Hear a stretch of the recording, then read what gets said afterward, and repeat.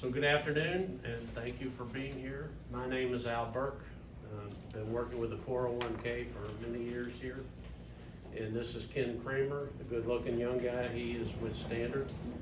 And he is both the beauty and the brains of this presentation.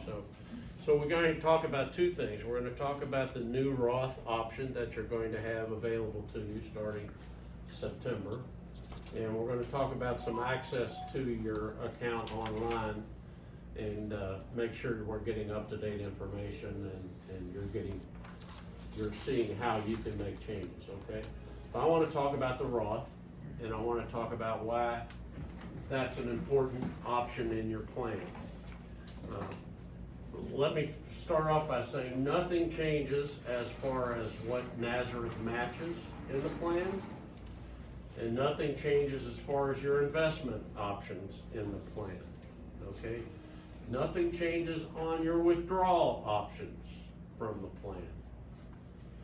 We're strictly talking about some tax consequences of whether you do things pre-tax or after tax, okay?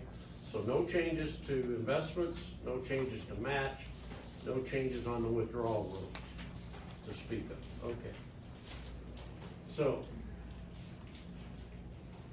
in their 401k plan, you know that all the contributions you make and the earnings are always 100% yours. And we know that you have always, to this point, made your contributions, and Nazareth made the contributions pre-tax. Pre-tax, that's important terminology.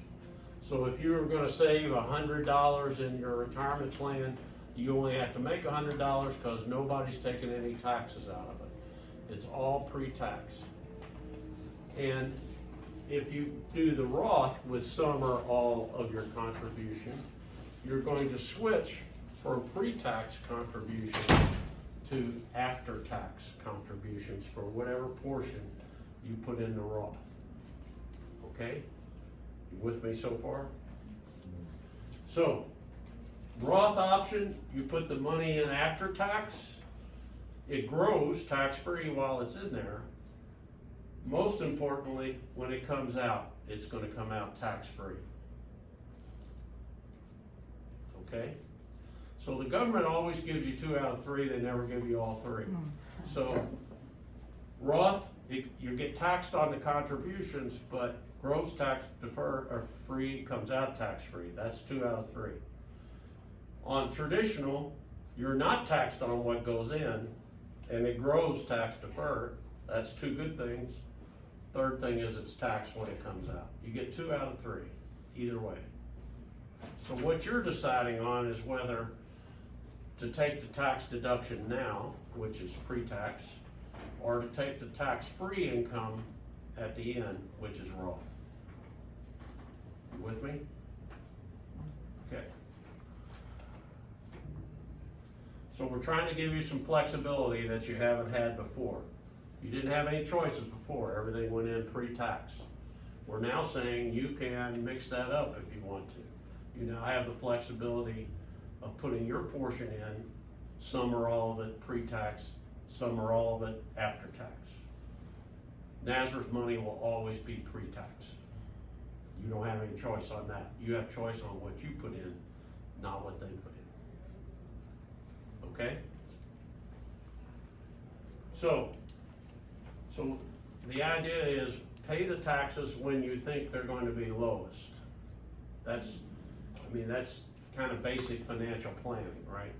Are you in a higher tax bracket now than you will be in retirement? If that's the case, that kind of speaks to doing it pre-tax. Take the deduction that the government is giving you now. If you think for some reason you might be in the same or higher tax bracket when you retire, because you have a lot of retirement money or you have a spouse with a big income, whatever the case might be, then you might want to do some or all of it in a Roth so that you can have tax-free income when you retire, or some bucket of tax-free money. Okay? So it's somewhat of a speculative operation. You're gonna have to kind of make a decision. What's the most likely course of events? Am I gonna be in a higher tax bracket down the road than I am now?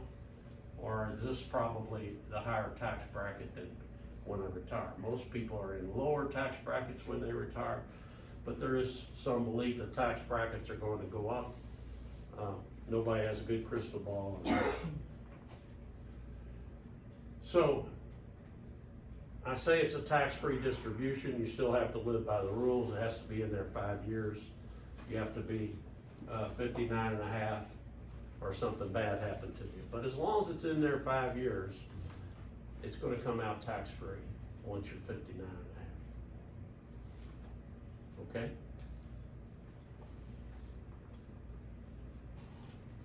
Roth contributions. Can you roll a Roth IRA to the Roth plan? No. If you got a Roth IRA now, you cannot put that into the plan.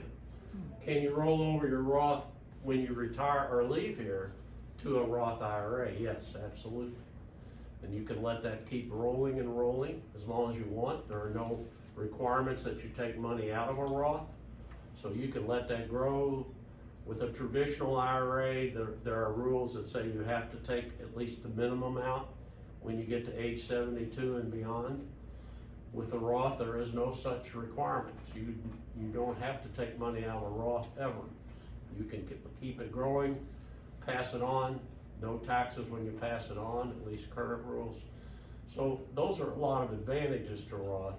You just don't get the current tax deduction when you put it in a Roth. Same treatment for employer match. It's going in pre-tax at the same rate it is now. So if you're putting 6% in, but you're breaking it up between Roth and traditional, you're still going to get the 3% match or the 50% match from Nazareth. You're not getting any more or any less. All right. It doesn't matter whether you're putting it in pre-tax or Roth. The match is the same. You with me? Okay. So you cannot change money that's already in the plan. That was a question from earlier today.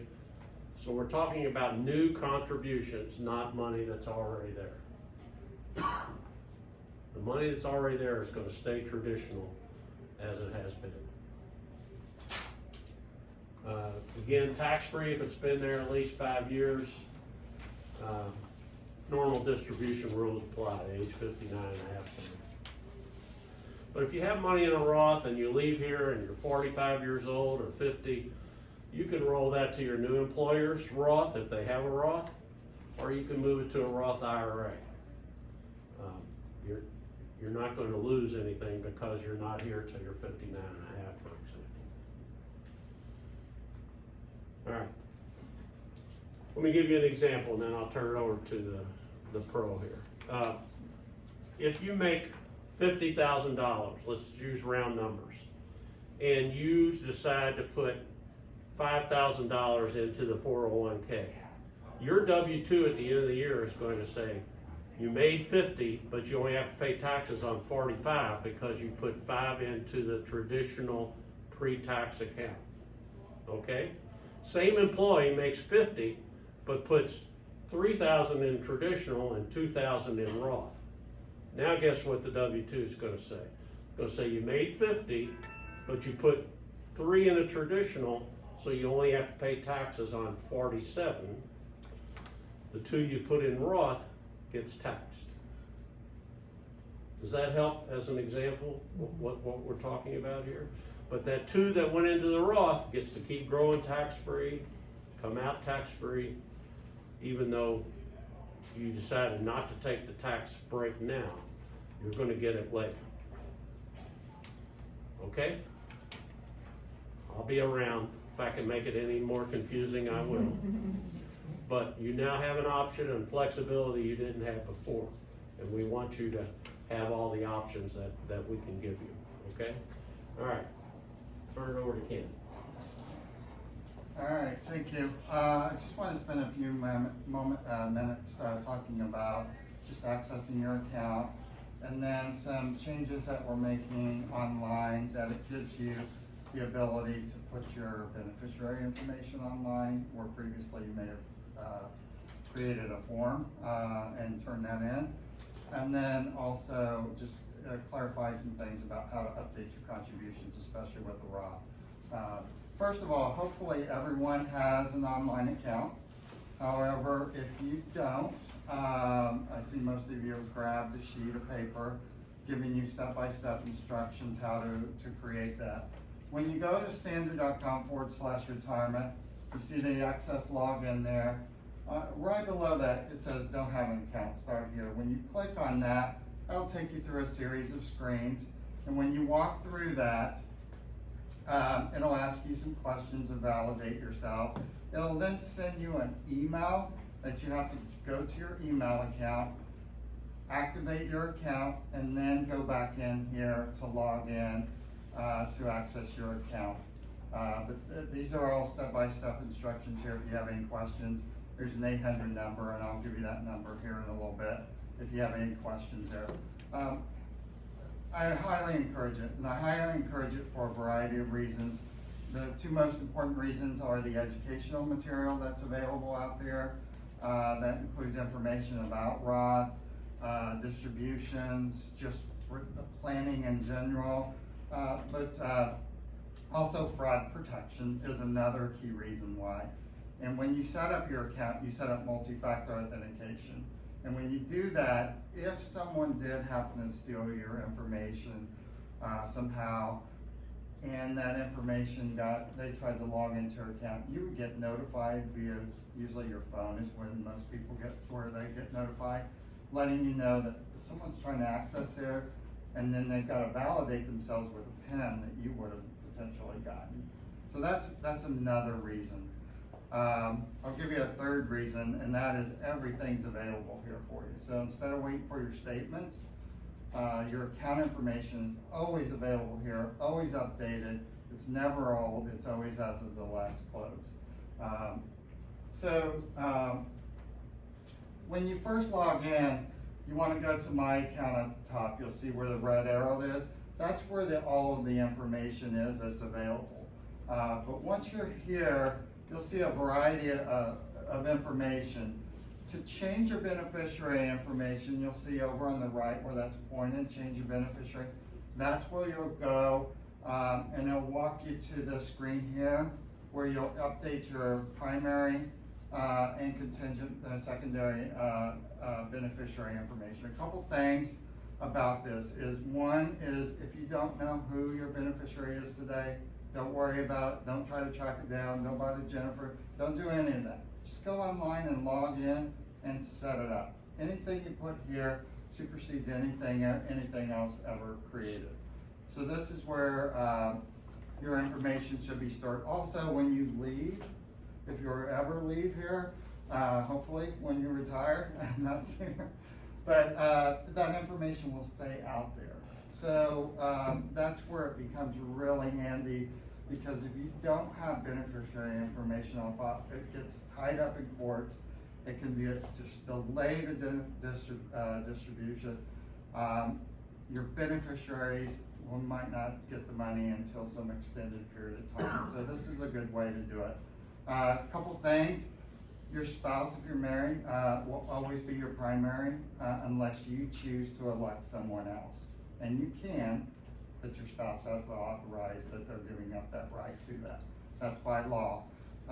And I also encourage you not only just put a primary beneficiary, but put a secondary in case something happens.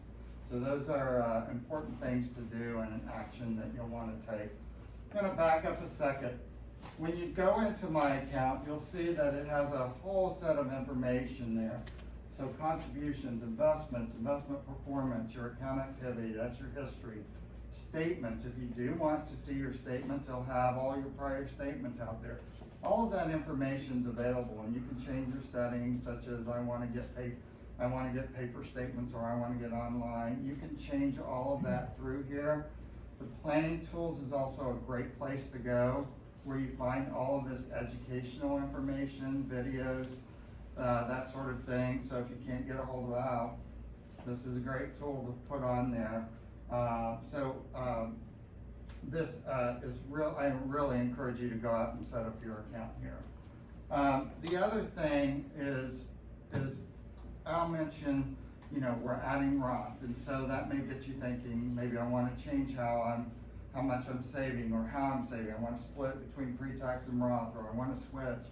Those sorts of changes are done through your ADP portal system, this Workforce Now, and so you wanna log in through there to make that change. It'll all get connected up with this account, and so when you make it through the ADP portal, they'll get notified to make those changes on your payroll, paycheck, and then it'll eventually come into your account here.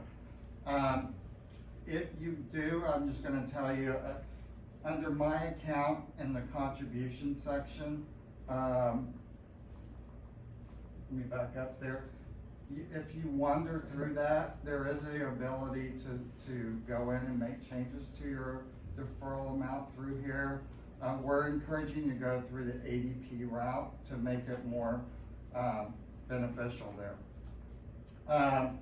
And then if you do have questions, okay, you wanna call this number, 800-858-5420. They're available Monday through Friday, 8 to 8 p.m. Eastern Standard Time, okay? So if you've got questions about where to put your beneficiary information, how do I find this? If you have any problem logging into your account, just call this number here and one of those representatives can help you out. The website again, standard.com/retirement is where you'll go. It is a mobile friendly website. So that means when you log in, whether you're logging in through your iPad or phone, it'll be mobile responsive to the device that you're using. It is also available through the Google Play and Apple App Store. So if you go through there, you can just type in Personal Savings Center, you'll find it there.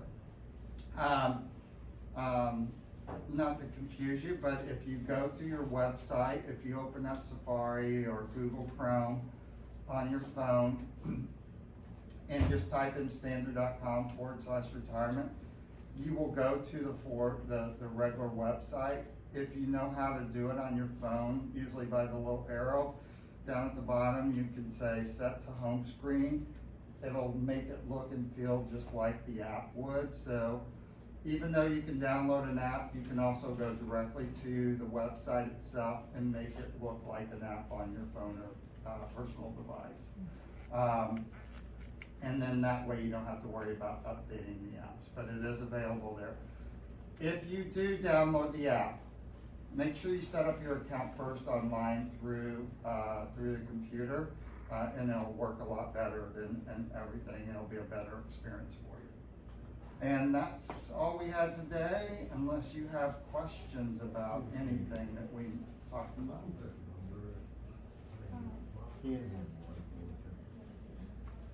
Keep your beneficiaries updated. That's important down the line. If you leave here and you keep your account on with Standard for a long time, things happen. Make sure you keep that beneficiary updated. Yes, ma'am. If you don't have a 401k, you go through like the ADP and then set it up and then do it through the Roth. Yeah. That's right. Not available till 9/1. Yeah, not available till September 1st, just remember. Yep. Got a few more days. Yes, ma'am. If you have a Roth IRA with a separate company that you just deal with on your own, does this affect that at all? No. No impact at all.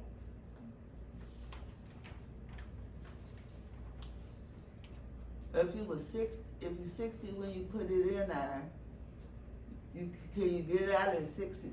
Can you start getting it out at 67? 59 and a half. Well, you already passed 59. Yes. So you can just start anytime You after can do- 59 and a half. You can do an in-service withdrawal after age 59 and a half. So it don't have to, then it doesn't have to be in there for 5 years. For Roth, it would be. Yeah. For Roth, it would be, yes. It's the taxability of it that comes into play. Yeah. Bernadette, how many years do you have here? You're 3. 3. So you're almost, you'll be vested at 5 years. So that's the other part, so the match money, so it's a great thing, you gain 50% of the match. So if you work 2 more years, you're still fully vested in the match money, so you should take advantage of that. What they're saying is it's that you're not penalized for taking the money out. So when you put that money in, you're still taking advantage of getting the match from National Home. So if it was me, which one would you? There you go, Al. Well, I think all of us in my business have a bias one way or the other. I personally think most of us would be better off putting most of our money in the traditional and taking the tax break that the government is giving us right now. Because most of us are going to be in a lower tax bracket or even a no tax bracket at retirement. So I have a preference toward doing traditional. But there are lots of reasons for doing some in a Roth. But I think for most people. It would probably be good if you was young, right? Yeah, if you were young and your income was only going to keep growing, then a Roth probably makes a lot more sense. Because you're gonna have a lot of years for that money to grow and a big bucket of tax-free money at the end. But the closer you are to retirement, in my opinion, you'll get different versions of this opinion. In my opinion, the closer you are to retirement, you probably ought to take the breaks the government's giving you by allowing your deductions to be pre-tax. And so then I would only need the ADP then. You only have to go in there and make changes. Okay. Okay. Should money has to be in the Roth for 4.5 years before you can take it out? Has to be in there 5 years 5 years. before it's tax-free, Okay. completely tax-free. So if somebody. 5 years from the day you start it, not every Not deposit. Okay, that's what I was gonna get at, so. Right. So it's 5 years from the date you start. So even if, I see this happen where some people just drop a few contributions in just to get the clock going, but then they maybe back out, but if that clock still runs, Okay. and so they then get that 5-year in. I see that sometimes as to create that flexibility for them down the road. Doesn't mean they make the full change.